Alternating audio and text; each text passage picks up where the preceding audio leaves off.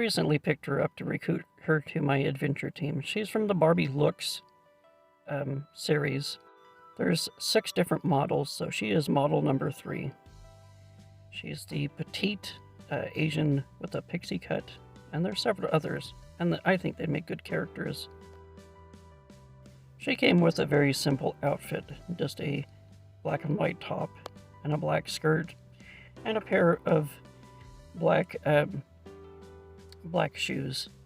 Not really outdoor worthy, but we could fix that.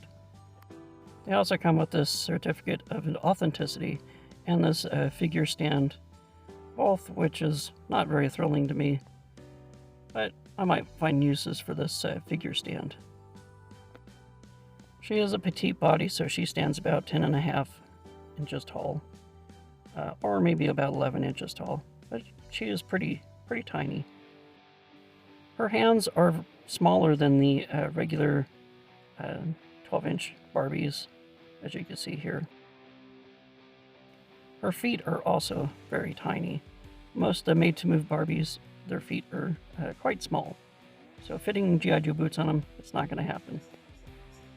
I found one of my old CY outfits for her, so we can get a better look at her articulation.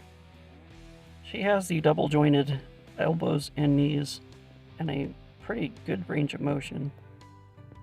She's the Barbie made-to-moves are pretty much like the super articulated G.I. Joes with the same bit of articulation. I think they're very useful as extra characters in your adventure team, especially with this range of movement. This is the main reason why I got her, is because of this head sculpt. She has flocking that goes around on both sides, and this pixie haircut. Minimal makeup, and she is Asian. I really like this head sculpt, and there's not a lot of head sculpts like this that you could find, so I appreciate this type of head sculpt. So you're probably thinking to yourself, why get a made-to-move Barbie? They can't grip anything. Well, they can't.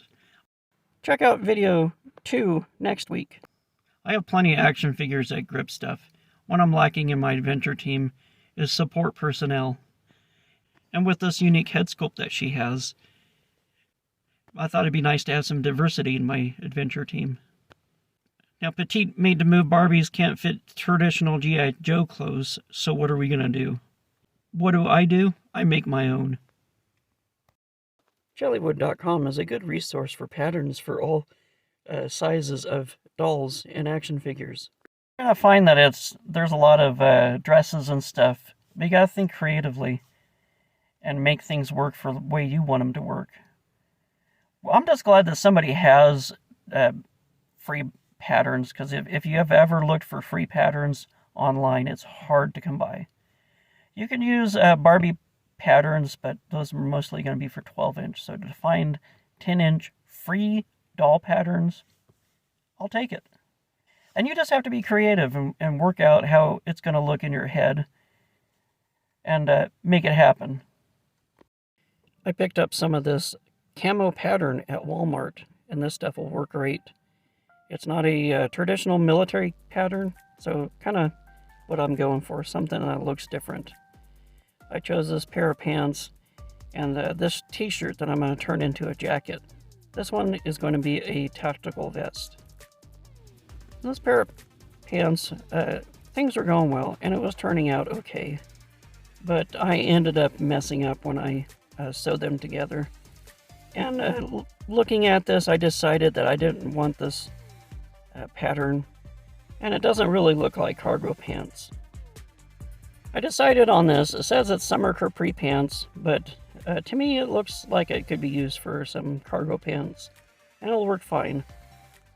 I like to use the elastic up towards the waist because I don't like Velcro or buttons on the waist, and this way it'll fit just about any figure, as long as the elastic will fit around their waist. And luckily enough, it was long enough to cover her leg and go all the way down to her ankles. So this pair of pants will work out just great. Here's how I make pockets. I just fold one end closed and sew it, and then pin the other hems, and then I'll just sew it onto the thing. That is right after I pet my dog some, and then get back to work. The pattern is a little different, so I'm using the back of the shirt pattern as on the fold, and then cutting 2 fronts and 2 sleeves. For the tactical vest, I'm using this part of this shirt pattern. This piece will be the back, and then I'll cut 2 fronts. On accident, I ended up cutting 2 backs, but that's okay. Finished up the pants with a lot of fussing and sewing. The pockets are actually functional, so she can stick her hands in the pockets. I added a few things. I didn't make the pants symmetrical, so there's one large pocket on one side, and a few other things on the other side. I think it looks better like that. The pants turned out pretty nice, and look like cargo pants, which I'm pretty pleased with. I ended up using some bias tape for the sides of it, since I didn't leave myself a lot of seam allowance, and then attached a few ribbons and loops and some Velcro strips for her jacket. Her vest turned out pretty good. That extra piece I cut for the back, I turned into a large pocket in the back, and added a few other things. I think her outfit turned out really well. I'm pretty pleased with it. I'm pretty pleased how this turned out. I really like this camouflage pattern. It really stands out. It's very different, and it doesn't look like a military pattern, which is kind of the look I'm going for. Here's a more size comparison. So she is rather small. I think she'll work out fine as a member of my adventure team. And in video 2, I'll include this new gear that it created for her. Thanks for checking out my video. In part 2, I'll show you some of the gear that I've made for her, and we'll review that. Click that like button, share this video, and drop a comment. Those things really help my channel out, and I'd really appreciate it. Thanks for watching. Don't forget to collect, inspire, and create.